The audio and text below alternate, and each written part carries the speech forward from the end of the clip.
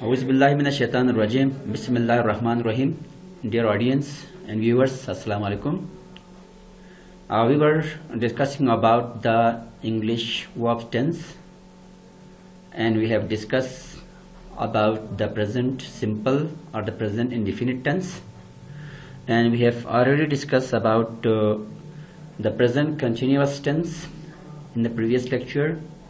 We introduced the present continuous tense, and we have discussed the time indicators of present continuous tense, and we have already discussed the uses of present continuous tense.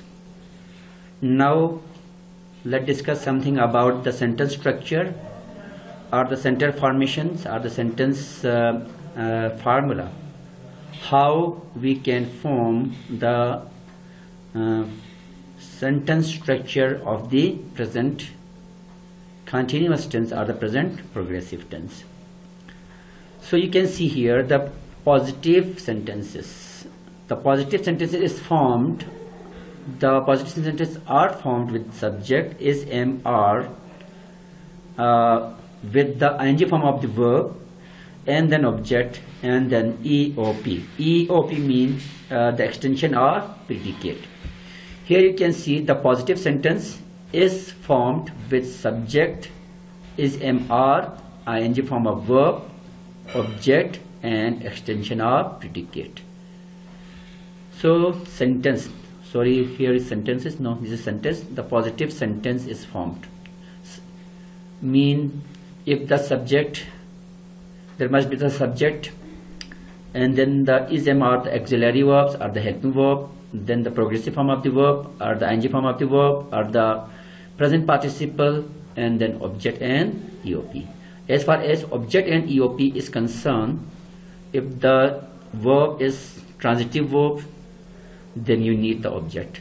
If the verb or the main verb is intransitive, then there is no need of object.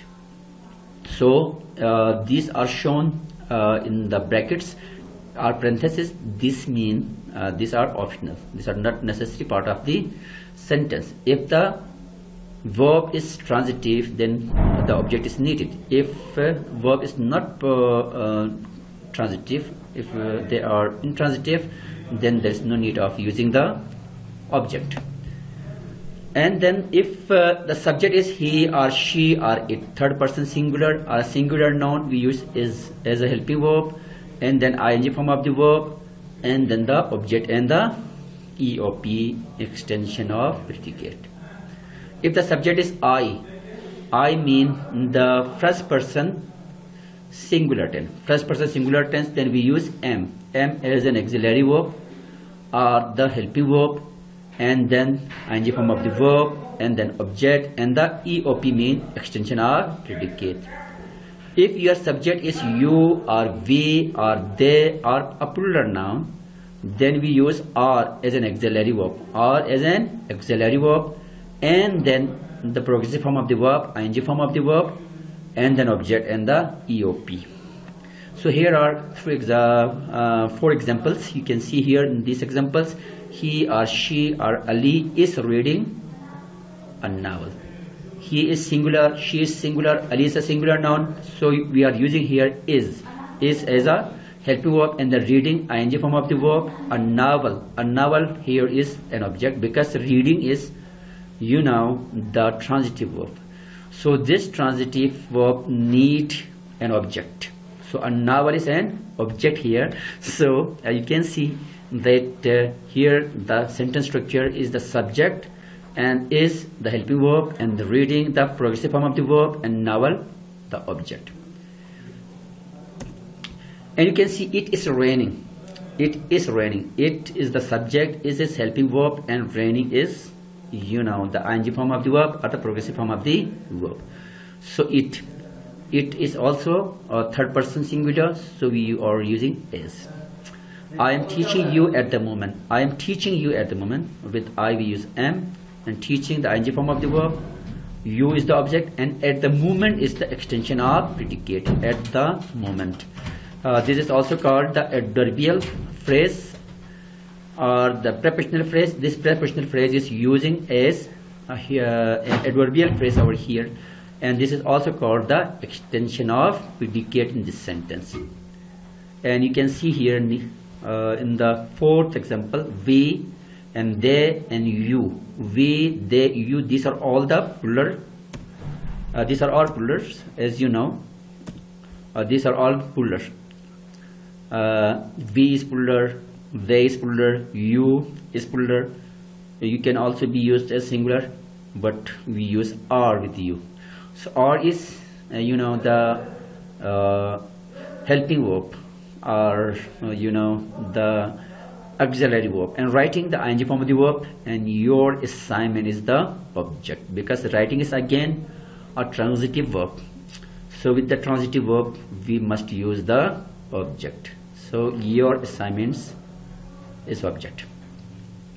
तो हमने यहाँ पर यह देखा कि positive sentence जब हम बनाते हैं तो सब्जेक्ट आते हैं, सब्जेक्ट के बाद इज, एम, आर आप एज ए हेल्पिंग वर्ब इस्तेमाल करते हैं। इसके बाद वर्ब की प्रोग्रेसिव फॉर्म या आईएनजी फॉर्म या प्रेजेंट पार्टिसिपल हम इस्तेमाल करते हैं, और ऑब्जेक्ट और ईओपी यानी एक्सटेंशन ऑफ प्रेडिकेट भी जुमले का हिस्सा हो सकता है।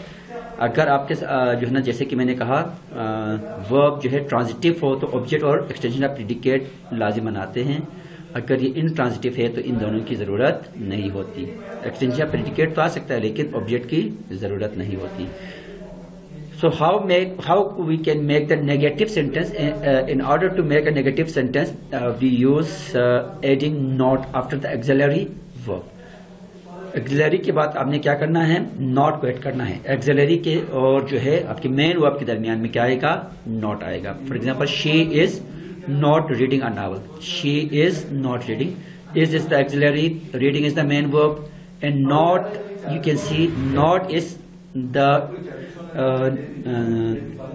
not is the negative marker. The negative marker not. So she is not reading a novel. So this is the negative sentence of the present continuous tense or the present progressive tense. Like the interrogative sentence, as you know, interrogative sentence means the question.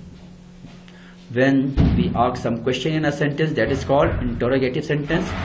So interrogative sentence is formulated by moving the auxiliaries at the beginning of the sentence and adding the question mark. The interrogative sentence can be formulated by moving the auxiliaries or the helping verb at the beginning of the sentence, and we should add the question mark at the end of the sentence. Here you can see the examples. Are they playing hockey? Are they playing hockey in the ground? Are, are is an auxiliary verb, and they is the subject, playing is the progressive tense, hockey is the object, in the ground is the extension of predicate. So we can also make this sort of sentences by adding the WH questions or the WH words, the question words or the interrogative words. Here you can see, why are they playing hockey in the ground? Why is the interrogative word or the question word. Why is she not writing her assignment? By this way you can make negative interrogative as well. So thank you very much. We will discuss the more thing in the coming lectures, and I hope that you are understanding the lecture. Thank you very much, and we will discuss the present perfect tense in the